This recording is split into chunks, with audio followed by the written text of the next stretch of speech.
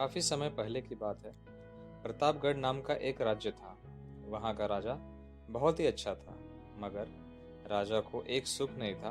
वह यह कि उसे कोई भी संतान नहीं थी और वह चाहता था कि अब वह राज्य के अंदर किसी योग्य बच्चे को गोद ले ले, ताकि वह उसका उत्तराधिकारी बन सके और आगे की बागडोर को सुचारू रूप से चला सके। और इसी को देखते हुए राजा ने राज्य में घोषणा करवा दी कि सभी बच्चे राजमहल में एकत्रित हो जाएं। ऐसा ही हुआ। राजा ने सभी बच्चों को पौधा लगाने के लिए भिन्न भिन्न प्रकार के बीज दिए और कहा कि अब 6 महीने बाद मिलेंगे और देखेंगे कि किसका पौधा सबसे अच्छा होगा।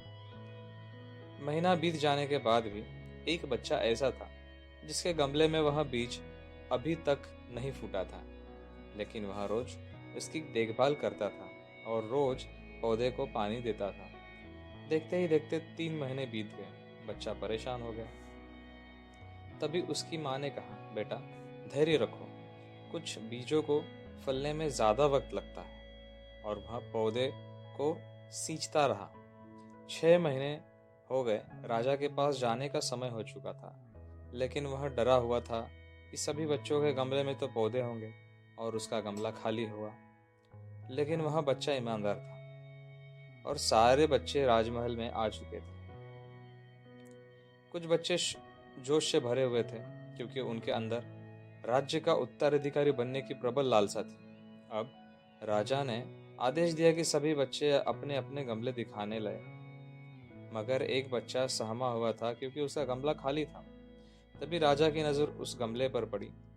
उसने पूछा, तुम्हारा गमला तो खाली है। तो उसने कहा, लेकिन मैंने इस गमले की 6 महीने तक देखभाल की है। राजा उसकी ईमानदारी से खुश था कि उसका गमला खाली है, फिर भी वह हिम्मत करके यहाँ तो आया। सभी बच्चों के गमले देखने के बाद राजा ने उस बच्चे को सभी के सामने बुलाया।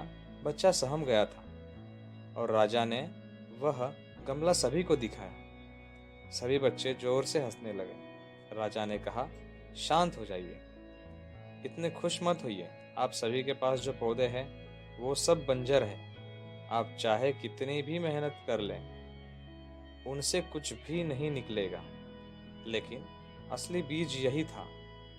राजा उसकी ईमानदारी से बहुत खुश था और उस बच्चे को अपना राज्य का उत्तराधिकारी बना दिया। लेकिन हमें इस कहानी से सीखने के लिए क्या मिलता है? मेरे हिसाब से अपने अंदर की ईमानदारी का होना बहुत जरूरी है। अगर हम खुद के साथ ईमानदार हैं तो जीवन के किसी न किसी पड़ाव में हम सफल हो ही जाएंगे, क्योंकि हमारी औकात हमें पता होती है। हम खुद को कभी पागल नहीं बनाते हैं